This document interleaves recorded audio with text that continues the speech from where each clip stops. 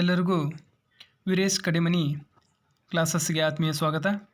ಪ್ರಿಯ ವಿದ್ಯಾರ್ಥಿಗಳೇ, ಇಲ್ಲಿ ಮತ್ತು ಸ್ನೇಹಿತರೆ, ಇಲ್ಲಿ ನಾವು ಸಂವಿಧಾನದ ಒಂದೊಂದೇ ಭಾಗದ ಬಗ್ಗೆ ಅಧ್ಯಯನ ಮಾಡ್ತಾ ಹೋಗ್ತಾ ಇದ್ದೀವಿ. ಅದೇ ರೀತಿ ಭಾಗ 1, 2, 3 ಮತ್ತು ಭಾಗ 4ರಲ್ಲಿ ಕಂಡುಬರುವತಕ್ಕಂಥ ಏನಪ್ಪ ಅಂದರೆ ಸಂವಿಧಾನದ ಭಾಗ 4ರಲ್ಲಿ ಕಾಣುವತಕ್ಕಂಥ 36ರಿಂದ 51ನೇ ವಿಧಿಗಳು ಏನು ಮಾಡ್ತವಪ್ಪ ಅಂದರೆ ಅಲ್ಲಿ ನಮ್ಮ ಒಂದು ರಾಜ್ಯದ DPSP ಬಗ್ಗೆ ಹೇಳ್ತವೆ. ಅಂದರೆ ರಾಜ್ಯ ನಿರ್ದೇಶಕ ತತ್ವಗಳ ಬಗ್ಗೆ ಇಲ್ಲಿ ನಮಗೆ ಸಂವಿಧಾನದಲ್ಲಿ ತಿಳಿಸ್ಕೊಡ್ತವೆ. ಹಾಗಾದರೆ ಸಂವಿಧಾನದ ಭಾಗ 4 ಯಾವುದಕ್ಕೆ ಸಂಬಂಧಪಟ್ಟಂತೆ ಮಾಹಿತಿಯನ್ನು ನೀಡ್ತದಪ್ಪ ಅಂದರೆ ಅಲ್ಲಿ 36ನೇ ವಿಧಿಯಿಂದ 51ನೇ ವಿಧಿಯವರೆಗೂ ರಾಜ್ಯ ನೀತಿ ನಿರ್ದೇಶಕ ತತ್ವಗಳು ಬಗ್ಗೆ ನಮಗೆ ಸಂಪೂರ್ಣವಾದಂಥ ಮಾಹಿತಿಯನ್ನು ನೀಡ್ತವೆ. ಅದೇ ರೀತಿ ಸಂವಿಧಾನದ ಭಾಗ 4 ಅದರಲ್ಲಿ ಎ ಅಂತ ಬರ್ತದೆ, ಅದನ್ನು ನಾವು ಮುಂದಿನ ಒಂದು ವಿಡಿಯೋದಲ್ಲಿ ನೋಡ್ತೀವಿ. ಸೊ ಇಲ್ಲಿ 36ರಿಂದ 51ನೇ ವಿಧಿ ಸಂವಿಧಾನದ ಭಾಗ 4ರಲ್ಲಿ ಕಂಡು ಬರ್ತವೆ. ಇದು ನಿಮ್ಗೆ ಏನಪ್ಪ ಅಂದ್ರೆ ಎಕ್ಸಾಮ್ಸ್ಗೆ ನಿಮ್ಗೆ ಉಪಯೋಗ ಆಗುವತಕ್ಕಂಥದ್ದು. ಮತ್ತು DPSP ಸಂವಿಧಾನದ ಯಾವ ಭಾಗದಲ್ಲಿ ಕಂಡು ಬರ್ತದೆ ಅಂತ ಕೇಳ್ಬೋದು. ಮತ್ತು DPSPಯಲ್ಲಿ ಕಂಡು ಬರುವತಕ್ಕಂಥ ಸಂವಿಧಾನದ 4ನೇ ಭಾಗದಲ್ಲಿ ಕಂಡು ಬರುವತಕ್ಕಂಥ ವಿಧಿಗಳು ಯಾವುವು ಅಂತಲೂ ಕೇಳ್ಬೋದು. ಎಷ್ಟರಿಂದ ಎಷ್ಟನೇ ವಿಧಿಗಳು ಕಂಡು ಬರ್ತಾವೆ ಅಂತಲೂ ಕೇಳ್ಬೋದು.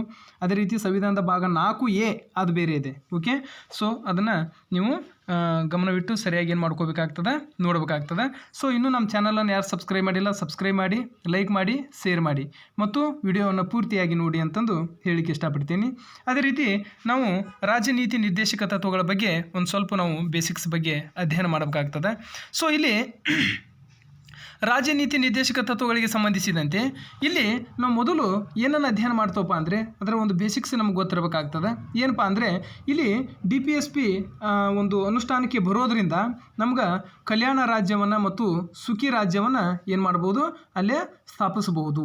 ಗುರಿಯನ್ನು ಹೊಂದಿರುವತಕ್ಕಂಥ ಉದ್ದೇಶಗಳನ್ನ ಇಟ್ಕೊಂಡು ಈ ಒಂದು ರಾಜ್ಯ ನಿರ್ದೇಶಕ ತತ್ವಗಳನ್ನು ಅಲ್ಲಿ ಏನು ಮಾಡ್ತಾ ಇದ್ದಾವೆ, ಸಂವಿಧಾನದಲ್ಲಿ ಅಳವಡಿಸ್ಕೊಂಡಿದ್ದಾರೆ. ಹೌದ್ರಿ, ಅಂದರೆ ಕಲ್ಯಾಣ ರಾಜ್ಯವನ್ನು ನಿರ್ಮಾಣ ಆಗಬೇಕು ಮತ್ತು ಸುಖಿ ರಾಜ್ಯವನ್ನು ರಚನೆ ಆಗಬೇಕು ಅನ್ನುವತಕ್ಕಂಥ ಉದ್ದೇಶದಿಂದ ಅಲ್ಲಿ ಈ ಒಂದು ರಾಜ್ಯ ನೀತಿ ನಿರ್ದೇಶಕ ತತ್ವಗಳನ್ನು ಅಳವಡಿಸ್ಕೊಂಡಿದ್ದಾರೆ ಸಂವಿಧಾನದಲ್ಲಿ. ಮತ್ತು ಈ ಒಂದು ಮಹಾತ್ಮ ಗಾಂಧೀಜಿಯವರ ಒಂದು ವಿಚಾರಗಳು ಸಹ ಈ ಭಾಗದಲ್ಲಿ ನಮ್ಗೆ ಕಾಣ್ತವೆ. ಅದಕ್ಕೆ ನೆನ್ಪಿಟ್ಕೋಬೇಕಾಗ್ತದೆ.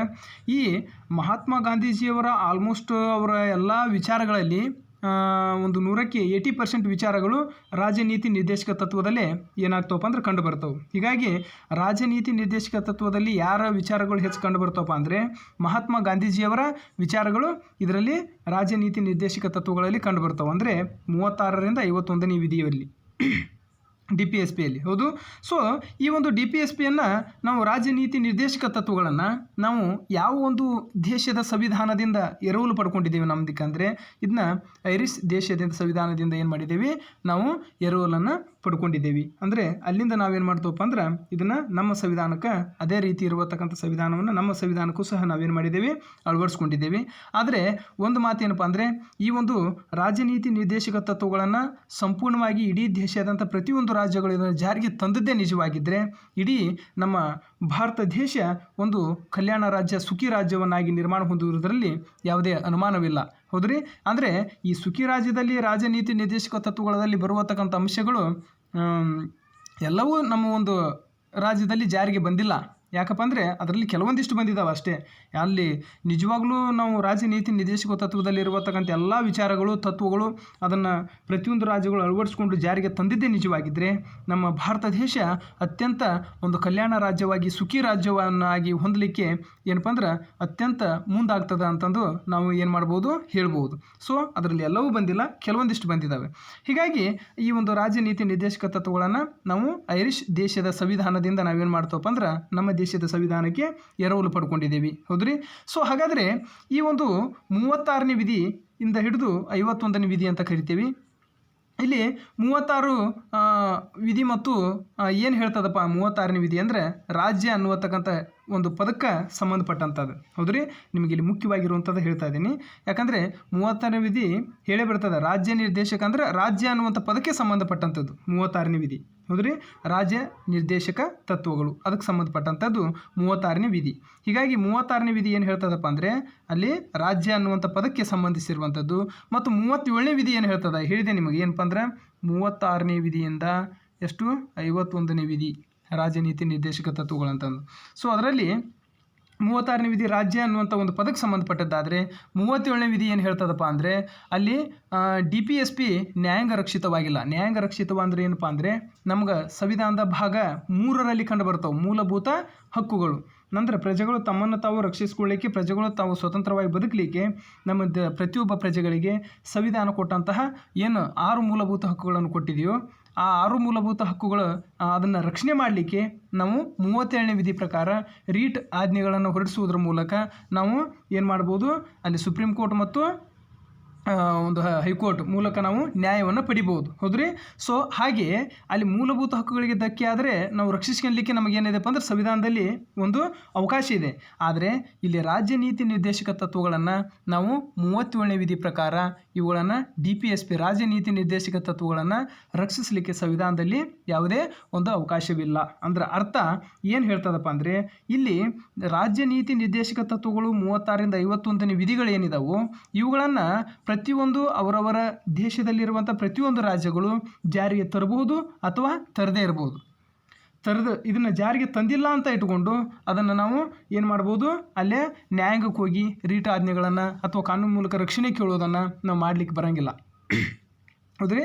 ಅಂದರೆ ಅರ್ಥ ಮೂಲಭೂತ ಹಕ್ಕುಗಳನ್ನು ಮಾತ್ರ ನಾವು ಸಂವಿಧಾನಬದ್ಧವಾಗಿ ಏನು ಮಾಡ್ಬೋದು, ರಕ್ಷಿಸ್ಕೋಬೋದು. ಅದರ ರಾಜ್ಯ ನೀತಿ ನಿರ್ದೇಶಕ ತತ್ವಗಳನ್ನು ರಕ್ಷಿಸ್ಕೊಳ್ಳಿಕ್ಕೆ ಸಾಧ್ಯವಿಲ್ಲ. ಯಾಕಂದರೆ ಪ್ರತಿಯೊಂದು ರಾಜ್ಯಗಳು ಅಲ್ಲಿ ಎಲ್ಲ ರಾಜ್ಯಗಳು ಅವರವರ ರಾಜ್ಯದಲ್ಲಿ ಎಲ್ಲ ರಾಜ್ಯ ನೀತಿ ನಿರ್ದೇಶಕ ತತ್ವಗಳನ್ನು ಏನಪ್ಪ ಅಂದ್ರೆ ಪರಿಪೂರ್ಣವಾಗಿ ಜಾರಿಗೆ ತಂದಿಲ್ಲ. ಹೌದ್ರಿ. ಕೆಲವೊಂದಿಷ್ಟು ಜಾರಿಗೆ ಬಂದಿದ್ದಾವೆ. ಸೊ ಹೀಗಾಗಿ ಅದನ್ನು ಅವರ ಯಾವ ಸರ್ಕಾರ ಇರ್ತದೋ ಅವ್ರ ರಾಜ್ಯದಲ್ಲಿ ಆ ಸರ್ಕಾರ ಜಾರಿಗೆ ತರ್ಬೋದು ಅಥವಾ ತರದೇನೂ ಇರ್ಬೋದು. ಹೌದ್ರಿ. ಸೊ ಅದು ಆ ಒಂದು ರಾಜ್ಯಕ್ಕೆ ಸಂಬಂಧಪಟ್ಟಂಥದ್ದು. ಹೌದ್ರಿ. ಅದನ್ನೇ ಹೇಳ್ತದೆ 37ನೇ ವಿಧಿ ಪ್ರಕಾರ ರಾಜ್ಯ ನೀತಿ ನಿರ್ದೇಶಕ ತತ್ವಗಳನ್ನು ನ್ಯಾಯಾಂಗ ರಕ್ಷಿತವಾಗಿಲ್ಲ, ನ್ಯಾಯಾಂಗಗಳನ್ನು ರಕ್ಷಣೆ ಮಾಡೋದಿಲ್ಲ. ಹೌದ್ರಿ. ಅದನ್ನು ಜಾರಿಗೆ ತರ್ಬೋದು ಸರ್ಕಾರ ಅಥವಾ ತರದೇ ಇರ್ಬೋದು. ಓಕೆ. ಸೊ ಹಾಗಾದರೆ ಈ ಒಂದು ರಾಜ್ಯ ನೀತಿ ನಿರ್ದೇಶಕ ತತ್ವಗಳನ್ನು ನಾವು 3 ವಿಧಗಳಾಗಿ ಏನು ಮಾಡಿದಾರಪ್ಪ ಅಂದ್ರೆ ವರ್ಗೀಕರಿಸಿದ್ದಾರೆ. ನೆನ್ಪಿಟ್ಕೊಳ್ಬೇಕು. ಅದಕ್ಕಾಗಿ ಇದನ್ನು ಕೇಳ್ತಾರೆ ಪರೀಕ್ಷೆಯಲ್ಲಿ. ಹೌದ್ರಿ. DPSP ತತ್ವಗಳು ಎಷ್ಟು ತತ್ವಗಳಾಗಿ ವರ್ಗೀಕರಿಸಿದ್ದಾರೆ ಅಲ್ಲಿ, ಇವುಗಳಲ್ಲಿ DPSC ತತ್ವ ಯಾವುದು ಅಂತ ಕೇಳ್ತಾರೆ. 4 ಆಪ್ಷನ್ಸ್ಗಳನ್ನು ಕೊಟ್ಟು. ಸೊ ಅದಕ್ಕೆ ಇದನ್ನು ಗಮನದಲ್ಲಿ ಇಟ್ಕೋಬೇಕು. DPSC ತತ್ವಗಳನ್ನು 3 ರೀತಿಯಾಗಿ ವರ್ಗೀಕರಣ ಮಾಡಿದ್ದೀವಿ. ಒಂದು ಸಮಾಜವಾದಿ ತತ್ವಗಳು ಅಂತಂದು ಕರಿತೀವಿ, 2ನೇದು ಗಾಂಧಿ ತತ್ವಗಳು ಅಂತ ಕರಿತೀವಿ, 3ನೇದು ಉದಾರತ ತತ್ವಗಳು ಅಂತಂದು ಏನು ಮಾಡ್ತೀವಿ, 3 ಭಾಗಗಳಾಗಿ ರಾಜ್ಯ ನೀತಿ ನಿರ್ದೇಶಕ ತತ್ವಗಳನ್ನು ಏನು ಮಾಡಿದ್ದೀವಿ, ಅಲ್ಲಿ ವರ್ಗೀಕರಣವನ್ನು ಮಾಡಿದ್ದೀವಿ. ಸೊ ಹಾಗಾದರೆ ಅದರಲ್ಲಿ ಒಂದೊಂದಾಗಿ ನಾವು ಏನು ಮಾಡ್ತಾ ಹೋಗೋಣ, ನೋಡ್ತಾ ಹೋಗೋಣ. ಸೊ ಇಲ್ಲಿ ನಾವು ಮೊದಲನೇದಾಗಿ ಒಂದು ಸಮಾಜವಾದಿ ತತ್ವಗಳ ಬಗ್ಗೆ ನೋಡಿದಾಗ, ಯಾವುದ್ರ ಬಗ್ಗೆ, ಸಮಾಜವಾದಿ ತತ್ವಗಳ ಬಗ್ಗೆ ನೋಡಿದಾಗ ಇಲ್ಲಿ ಸಮಾಜವಾದಿ ತತ್ವದಲ್ಲಿ ಏನು ಹೇಳ್ತದ ಅನ್ನತಕ್ಕಂಥದ್ದನ್ನು ನಾವು ಗಮನ ಇಟ್ಟು ನೋಡಬೇಕಾಗ್ತದೆ. ಸಮಾಜವಾದಿ ತತ್ವದಲ್ಲಿ ನಾವು ಮೊದಲನೇದು DPSC ತತ್ವಗಳ ವರ್ಗೀಕರಣದಲ್ಲಿ ಮೊದಲನೇ ಸಮಾಜವಾದಿ ತತ್ವಗಳ ಬಗ್ಗೆ ನೋಡ್ತೀವಿ. ಸೊ ಇಲ್ಲಿ ಸಮಾಜವಾದಿ ತತ್ವದಲ್ಲಿ ಬಂದಾಗ ಸಮಾನ ಕೆಲಸಕ್ಕೆ ಸಮಾನ ವೇತನ. ಹೌದ್ರಿ. ಇವೆಲ್ಲ ಎಲ್ಲಿ ಬರ್ತದೆ. ಮತ್ತು ಉತ್ತಮ ಆರೋಗ್ಯ ಸ್ಥಿತಿಯನ್ನು ಒದಗಿಸುವುದು, ಜೀವನಾವಶ್ಯಕ ವಸ್ತುಗಳನ್ನು ಒದಗಿಸುವುದು, ಮಕ್ಕಳ ಆರೋಗ್ಯಕರ ಬೆಳವಣಿಗೆ ಅವಕಾಶ ಕೊಡುವುದು, ವೃದ್ಧರಿಗೆ, ಅನಾರೋಗ್ಯ ಪೀಡಿತರಿಗೆ, ದುರ್ಬಲರಿಗೆ ಆರ್ಥಿಕ ನೆರವು ನೀಡುವುದು. ಹೌದ್ರಿ. ಇವೆಲ್ಲ ಯಾವುದರಲ್ಲಿ ಬರ್ತವಪ್ಪ ಅಂದ್ರೆ ಸಮಾಜವಾದಿ ತತ್ವಗಳಲ್ಲಿ ಬರ್ತವೆ. ಇವನ್ನ ನೀವು ಗಮನದಲ್ಲಿ ಇಟ್ಕೊಂಡು ನೆನ್ಪಿಟ್ಕೋಬೇಕಾಗ್ತದೆ. ಅದರಲ್ಲಿ 39, 39ನೇ D, 39ನೇ E, 39F ಹಿಂಗೆ ಅದರಲ್ಲಿ ವಿಧಿಗಳು ಬರ್ತವೆ. ಸೊ ಹೀಗಾಗಿ ಅಲ್ಲಿ ಸಮಾಜವಾದಿ ಕೇಳ್ತಾರೆ ಸಮಾನ ಕೆಲಸಕ್ಕೆ ಸಮಾನ ವೇತನ. ಇದು ರಾಜ್ಯ DPSP ತತ್ವದ ಯಾವ ಒಂದು ತತ್ವದಲ್ಲಿ ಕಂಡು ಬರುತ್ತದೆ ಅಂತ ಕೇಳ್ತಾರೆ. ಹೌದ್ರಿ. ಸೊ ಸಮಾನ ಕೆಲಸಕ್ಕೆ ಸಮಾನ ವೇತನ ಅನ್ನುವಂಥದ್ದು ಸಮಾಜವಾದಿ ತತ್ವಕ್ಕೆ ಏನಾಗ್ತದೆ, ಕಂಡು ಬರ್ತದೆ.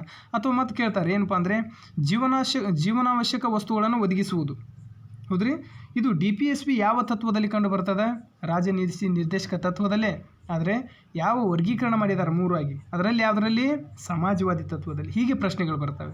ಅದಕ್ಕೆ ಇವುಗಳನ್ನು ಗಮನದಲ್ಲಿ ಇಟ್ಕೋಬೇಕಾಗ್ತದೆ. ಇವು ಆಲ್ಮೋಸ್ಟ್ ಆಗಿ ನಿಮ್ಗೆ ಕಾಂಪಿಟೇಟಿವ್ ಎಕ್ಸಾಮ್ಸ್ಗೂ ಆಗಿರ್ಬೋದು ಅಥವಾ ವಿದ್ಯಾರ್ಥಿಗಳಿಗೆ ಇದನ್ನು ನಿಮ್ಗೆ ಜ್ಞಾನಕ್ಕಾಗಿಯೂ ಏನು ಮಾಡ್ಬೋದು, ಅಧ್ಯಯನವನ್ನು ಮಾಡ್ಬೋದು. ಇನ್ನು ಅದೇ ರೀತಿ ನಾವು 2ನೇ ತತ್ವ ಗಾಂಧಿ ತತ್ವಗಳನ್ನು ನೋಡ್ತೇವೆ. ಹೌದ್ರಿ. ಸೊ ಗಾಂಧೀಜಿಯವರ ವಿಚಾರಗಳು ಹೆಚ್ಚು ಕಂಡು ಬರ್ತಾವೆ ಅಂತಂದು ಇಲ್ಲಿ ಪಂಚಾಯತಿಗಳ ಸ್ಥಾಪನೆ ಬಗ್ಗೆ ಏನಾಗ್ತದಪ್ಪ ಅಂದ್ರೆ ಗಾಂಧಿ ತತ್ವದಲ್ಲಿ ಕಂಡು ಬರ್ತದೆ. ಪ್ರತಿಯೊಂದು ರಾಜ್ಯಗಳು ಪಂಚಾಯತಿಗೆ ಅಲ್ಲಿರೋ ಗ್ರಾಮದಲ್ಲಿ ಪಂಚಾಯತಿಗಳು, ತಾಲೂಕಿನಲ್ಲಿ, ಜಿಲ್ಲೆಯಲ್ಲಿ ಪಂಚಾಯತಿಗಳ ಸ್ಥಾಪನೆ ಮಾಡಬೇಕಂತ ಎಷ್ಟನೇ ವಿಧಿ, 40ನೇ ವಿಧಿ ಹೇಳ್ತದೆ. ಮತ್ತು ಗೃಹ ಕೈಗಾರಿಕೆಗಳನ್ನು ಸ್ಥಾಪನೆ ಮಾಡಬೇಕು ಅಂತಂದು ಹೇಳ್ತದೆ. ರಾಜ್ಯ ನೀತಿ ನಿರ್ದೇಶಕ ತತ್ವದಲ್ಲಿ ಪ್ರತಿಯೊಂದು ಗೃಹ ಕೈಗಾರಿಕೆಯನ್ನು ಸ್ಥಾಪನೆ ಮಾಡಬೇಕಂತಂದು 43ನೇ ಎ ವಿಧಿ ಏನಾಗ್ತದೆ, ಅಲ್ಲಿ ಹೇಳ್ತದೆ. ಮತ್ತು ಸಹಕಾರಿ ಸಂಘಗಳ ಸ್ಥಾಪನೆ ಮಾಡಬೇಕು ಅಂತಂದು 43ನೇ ಬಿ ವಿಧಿ ಏನಾಗ್ತದಪ್ಪ ಅಂದ್ರೆ ಅಲ್ಲಿ 43 ಬಿ ಅನ್ನುವತಕ್ಕಂಥ ವಿಧಿ ಸಹಕಾರಿ ಸಂಘಗಳನ್ನು ರಾಜ್ಯ ನೀತಿ ನಿರ್ದೇಶಕ ತತ್ವದಲ್ಲಿ ಪ್ರತಿ ರಾಜ್ಯದಲ್ಲಿ ಸಹಕಾರಿ ಸಂಘಗಳನ್ನ ಸ್ಥಾಪಿಸಬೇಕು ಅಂತಂದು ಹೇಳ್ತದೆ.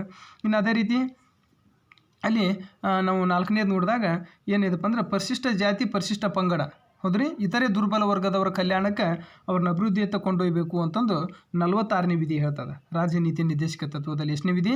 46ನೇ ವಿಧಿ.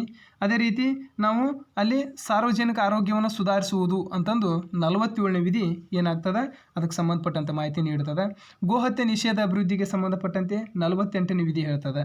ಹೌದ್ರಿ ಗೋಹತ್ಯೆ ನಿಷೇಧ ಒಂದು ನಿಷೇಧ ಮಾಡೋದು ಮತ್ತು ಅದನ್ನು ಏನಪ್ಪ ಅಂದ್ರೆ ಅಭಿವೃದ್ಧಿ ಮಾಡೋದು. ಹೌದ್ರಿ ಗೋಹತ್ಯೆ ನಿಷೇಧವನ್ನು ನಿಲ್ಲಿಸಬೇಕು ಮತ್ತು ಅದನ್ನು ಅತ್ಯಂತ ಅಭಿವೃದ್ಧಿಪಡಿಸಬೇಕು. ಏನಪ್ಪ ಅಂದ್ರೆ ಗೋಹತ್ಯೆ ನಿಷೇಧ ಮಾಡಿ ಗೋಗಳನ್ನು ರಕ್ಷಿಸುವುದರಲ್ಲಿ ಹೆಚ್ಚು ಅಭಿವೃದ್ಧಿಪಡಿಸಬೇಕು. ಹೀಗಾಗಿ ಅದಕ್ಕೆ ಸಂಬಂಧಪಟ್ಟಂಥ ರಾಜ್ಯ ನೀತಿ ನಿರ್ದೇಶಕ ತತ್ವದಲ್ಲಿ ಎಷ್ಟನೇ ವಿಧಿ ಹೇಳ್ತದೆ? 48ನೇ ವಿಧಿ ಅಲ್ಲಿ ನಮಗೆ ಸಂಪೂರ್ಣ ಮಾಹಿತಿ ಕೊಡ್ತದೆ. ಇವಿಷ್ಟು ನೀವನ್ನ ಗಮನದಲ್ಲಿ ಇಟ್ಕೊಂಡ್ರೆ ನೀವು ರಾಜ್ಯ ನೀತಿ ನಿರ್ದೇಶಕ ತತ್ವದಲ್ಲಿ ಯಾವುದೇ ಪ್ರಶ್ನೆಗಳು ಬಂದರೂ ಏನು ಮಾಡ್ಬೋದು? ಸುಲಭವಾಗಿ ಬರೀಬಹುದು. ಇನ್ನು ಅದೇ ರೀತಿ ನಾವು ಉದಾರತ ತತ್ವಗಳ ಬಗ್ಗೆ ನೋಡ್ತೇವೆ. ಇಲ್ಲಿ ಉದಾರತ ತತ್ವದಲ್ಲಿ ನಾವು ಅಧ್ಯಯನವನ್ನು ಮಾಡಿದಾಗ ಏನು ಅಧ್ಯಯನ ಮಾಡ್ತವಪ್ಪ ಉದಾರತ ತತ್ವದಲ್ಲಿ ಅಂದರೆ ಇಲ್ಲಿ ಉದಾರತ ತತ್ವದಲ್ಲಿ ಏಕರೂಪ ನಾಗರಿಕ ಸಂಹಿತೆ ಬಗ್ಗೆ ನೋಡ್ತೇವೆ. 44ನೇ ವಿಧಿ ಹೇಳ್ತದೆ. ಹೌದ್ರಿ ಏಕರೂಪ ನಾಗರಿಕ ಏನಪ್ಪ ಅಂದ್ರೆ ತತ್ವಕ್ಕೆ ಹೌದ್ರಿ ಅದರ ಬಗ್ಗೆ ಹೇಳುವಂಥದ್ದು ಇದು ಸಹ ರಾಜ್ಯ ನೀತಿ ನಿರ್ದೇಶಕ ತತ್ವದಲ್ಲಿ. ಇನ್ನು ಬಾಲ್ಯ ಪೂರ್ವ ಶಿಕ್ಷಣ ಆರೈಕೆ ಇದು ಯಾವುದ್ರ ಬಗ್ಗೆ ಮಾಹಿತಿ ನೀಡ್ತಪ್ಪ ಅಂದ್ರೆ 45ನೇ ವಿಧಿ ಇದಕ್ಕೆ ಸಂಬಂಧಪಟ್ಟಂಥ ಮಾಹಿತಿ ನೀಡ್ತದೆ ರಾಜ್ಯ ನೀತಿ ನಿರ್ದೇಶಕ ತತ್ವದಲ್ಲಿ. ಸೊ ಅಂದರೆ ಬಾಲ್ಯ ಪೂರ್ವ ಅಂದ್ರೆ ಏನು ಅದನ್ನು ಹೇಳಿದೆವು ನಾವು. ಏನಪ್ಪ ಅಂದ್ರೆ ಇಲ್ಲಿ ಒಂದು 21ನೇ ಎ ವಿಧಿ ಇತ್ತು. ಹೌದ್ರಿ ಏನು 6ರಿಂದ 14 ವರ್ಷದ ಮಕ್ಕಳು. ಹೌದ್ರಿ ಸೊ ಈ ಒಂದು 21ನೇ 6ರಿಂದ 14 ವರ್ಷದ ಮಕ್ಕಳು ಉಚಿತ ಪ್ರಾಥಮಿಕ ಕಡ್ಡಾಯ ಶಿಕ್ಷಣವನ್ನು ಏನು ಮಾಡಿದರು? 21ನೇ ಎ ವಿಧಿಗೆ ಏನು ಮಾಡಿದ್ವಿ? ವರ್ಗಾವಣೆ ಮಾಡಿದ್ವಿ. ರಾಜ್ಯ ನೀತಿ ನಿರ್ದೇಶಕ ತತ್ವದಲ್ಲಿ ಇತ್ತದು. ಹೌದ್ರಿ ಅದನ್ನು 21ನೇ ಎ ವಿಧಿಗೆ ವರ್ಗಾಯಿಸಿ ಏನು ಮಾಡಿದರು? ಹಂಗಾರೆ ಈ ಸ್ಥಾನಕ್ಕೆ ಇಲ್ಲಿ ಏನು ಮಾಡಿದರು? 0 to 6 ಹೌದ್ರಿ ಅಂದ್ರೆ ಹುಟ್ಟಿದಂಥ ಒಂದು ಮಗು 6 ವರ್ಷದವರೆಗೆ ಏನು ಮಾಡಬೇಕು? ಬಾಲ್ಯ ಪೂರ್ವ ಶಿಕ್ಷಣ ಮತ್ತು ಆ ಮಗುವಿನ ಆರೈಕೆಯ ಬಗ್ಗೆ ಸಂಪೂರ್ಣವಾದಂಥ ಇಲ್ಲಿ ಒತ್ತು ಕೊಡ್ತದೆ. ಎಷ್ಟನೇ ವಿಧಿ? ಅಲ್ಲಿ 45ನೇ ವಿಧಿ ನೆನ್ಪಿಟ್ಕೊಳ್ರಿ. ಇಲ್ಲಿ ಬಾಲ್ಯ ಪೂರ್ವ ಶಿಕ್ಷಣ ಮತ್ತು ಆರೈಕೆ ಇದು ಎಷ್ಟನೇ ವಿಧಿ ಹೇಳ್ತದಪ್ಪ ಅಂದ್ರೆ 45ನೇ ವಿಧಿ. ಎಷ್ಟು ವರ್ಷದ ಮಕ್ಕಳು? 0ಯಿಂದ 6 ವರ್ಷದ ಮಕ್ಕಳ ಬಗ್ಗೆ ಹೇಳ್ತದೆ. ಹೌದ್ರಿ ಬಾಲ್ಯ ಪೂರ್ವ ಶಿಕ್ಷಣವನ್ನು ನೀಡಬೇಕು ಮತ್ತು ಏನಪ್ಪ ಅಂದ್ರೆ ಆ ಒಂದು ಮಕ್ಕಳನ್ನು 6 ವರ್ಷದವರೆಗೂ ಆರೈಕೆ ಮಾಡುವಂತಕ್ಕಂಥದ್ದನ್ನು ಸಂಬಂಧಪಟ್ಟಂಥ ಮಾಹಿತಿಯನ್ನು ನೀಡ್ತದೆ. ಇಲ್ಲಿ 6ರಿಂದ 14 ವರ್ಷ ಆದ್ರೆ ಬರೋಂಗಿಲ್ಲ. 6ರಿಂದ 14 ವರ್ಷ 21ನೇ ಎ ವಿಧಿಯಲ್ಲಿ ಬರ್ತದೆ. ಹೌದ್ರಿ ಇದನ್ನು ನಿಮ್ಗೆ ಕ್ಲಿಯರ್ ಮಾಡಿದ್ದೀನಿ. ಸೊ ಇನ್ನು ಅದೇ ರೀತಿ ಮತ್ತು ಕೃಷಿ ಮತ್ತು ಪಶುಸಂಗೋಪನೆ ಅಭಿವೃದ್ಧಿ 48ನೇ ವಿಧಿ ಹೇಳ್ತದೆ. ಮತ್ತು ಅರಣ್ಯ ಮತ್ತು ವನ್ಯಜೀವಿಗಳ ಸಂರಕ್ಷಣೆ ಬಗ್ಗೆ 48 ಎ ವಿಧಿ ಹೇಳ್ತದೆ. ಹೌದ್ರಿ ಅಲ್ಲಿ ಕೃಷಿ ಮತ್ತು ಪಶುಸಂಗೋಪನೆ ಅಭಿವೃದ್ಧಿಗೆ ಸಂಬಂಧಪಟ್ಟಂತೆ 48ನೇ ವಿಧಿ, ಅರಣ್ಯ ಮತ್ತು ವನ್ಯಜೀವಿಗಳ ಸಂರಕ್ಷಣೆಗೆ 48 ಎ ವಿಧಿ ಹೇಳ್ತದೆ. ಮತ್ತು ರಾಷ್ಟ್ರೀಯ ಮಹತ್ವದ ಸ್ಮಾರಕಗಳ ರಕ್ಷಣೆ ಇದು ರಾಜ್ಯ ನೀತಿ ನಿರ್ದೇಶಕ ತತ್ವದಲ್ಲಿ ಅಧ್ಯಯನ ಮಾಡಿದಿರಿ ನೀವು. ಇದ್ರ ಬಗ್ಗೆ ಹೇಳುವತಕ್ಕಂಥದ್ದು ಏನಪ್ಪ ಅಂದ್ರೆ 49ನೇ ವಿಧಿ ರಾಷ್ಟ್ರೀಯ ಮಹತ್ವದ ಸ್ಮಾರಕಗಳ ರಕ್ಷಣೆ ಬಗ್ಗೆ ನಮಗೆ ಸಂಪೂರ್ಣ ಮಾಹಿತಿಯನ್ನು ಕೊಡ್ತದೆ. ಇನ್ನು ಅದೇ ರೀತಿ ನ್ಯಾಯಾಂಗವನ್ನು ಕಾರ್ಯಾಂಗದಿಂದ ಪ್ರತ್ಯೇಕಿಸುವುದು ಇದು 50ನೇ ವಿಧಿ ಹೇಳ್ತದೆ. ಹೌದ್ರಿ ಅಂದರೆ ಶಾಸಕಾಂಗ ಕಾರ್ಯಾಂಗ ನ್ಯಾಯಾಂಗ. ಇಲ್ಲಿ ಶಾಸಕಾಂಗ ಕಾರ್ಯಾಂಗ ರಾಜಕೀಯವಾಗಿದ್ದರೆ ಅಲ್ಲಿ ನ್ಯಾಯಾಂಗ ಏನಾಗಬೇಕಂದ್ರೆ ಪ್ರತ್ಯೇಕವಾದಂಥ ಕಾನೂನನ್ನು ಹೊಂದಿರ್ತದೆ. ಹೀಗಾಗಿ ನ್ಯಾಯಾಂಗವನ್ನು ಕಾರ್ಯಾಂಗದಿಂದ ಪ್ರತ್ಯೇಕವಾಗಿ ಏನು ಮಾಡಬೇಕು? ಪ್ರತ್ಯೇಕವಾಗಿ ರಚಿಸಬೇಕು ಅಂತಂದು ಏನು ಮಾಡ್ತದೆ? 50ನೇ ವಿಧಿ ಹೇಳ್ತದೆ. ಹೌದ್ರಿ ಇನ್ನು ಅಂತಾರಾಷ್ಟ್ರೀಯ ಶಾಂತಿ ಮತ್ತು ಭದ್ರತೆಗಳ ಸಂವರ್ಧನೆಗೆ ಸಂಬಂಧಪಟ್ಟಂತೆ 51ನೇ ವಿಧಿ ಹೇಳ್ತದೆ. ಇಷ್ಟು ನಮ್ಗೆ ರಾಜ್ಯ ನೀತಿ ನಿರ್ದೇಶಕ ತತ್ವದಲ್ಲಿ ನಮ್ಗೆ ಮಹತ್ವವಾದಂಥ ಅಂಶಗಳು ಕಂಡು ಬರ್ತಾವೆ. ಆದರೆ ಒಂದನ್ನು ಗಮನದಲ್ಲಿ ಇಟ್ಕೋಬೇಕು. ಏನಪ್ಪ ಅಂದರೆ ರಾಜ್ಯ ನೀತಿ ನಿರ್ದೇಶಕ ತತ್ವದಲ್ಲಿ ಖಂಡಿತವಾಗ್ಲೂ ನಿಮ್ಗೆ ಏನಾಗ್ತಪ್ಪ ಅಂದ್ರೆ ಒಂದು ಪ್ರಶ್ನೆಗಳು ಬಂದೇ ಬರ್ತದೆ. ಅಲ್ಲಿ ಅದರಲ್ಲಿರುವಂಥ ತತ್ವಗಳನ್ನು ಕೊಟ್ಟು ಇವು ಸಂವಿಧಾನದ ಯಾವ ತತ್ವದಲ್ಲಿ ಕಂಡು ಬರ್ತಾವೆ ಅನ್ನುವಂಥದ್ದನ್ನು ಹೇಳಲಾಗ್ತದೆ. ಸೊ ಹೀಗಾಗಿ ಇದ್ರ ಬಗ್ಗೆ ಒಂದು ಸ್ವಲ್ಪ ಗಮನ ಹರಿಸೋದು ನಿಮ್ಗೆ ಉತ್ತಮ ಅಂತಂದು ನಾನು ಹೇಳಲಿಕ್ಕೆ ಇಷ್ಟಪಡ್ತೀನಿ. ಸೊ ಇನ್ನೂ ನಮ್ಮ ಚಾನಲ್ ಸಬ್ಸ್ಕ್ರೈಬ್ ಮಾಡಿಲ್ಲ, ಸಬ್ಸ್ಕ್ರೈಬ್ ಮಾಡಿ, ಲೈಕ್ ಮಾಡಿ, ಶೇರ್ ಮಾಡಿ. ಧನ್ಯವಾದಗಳು.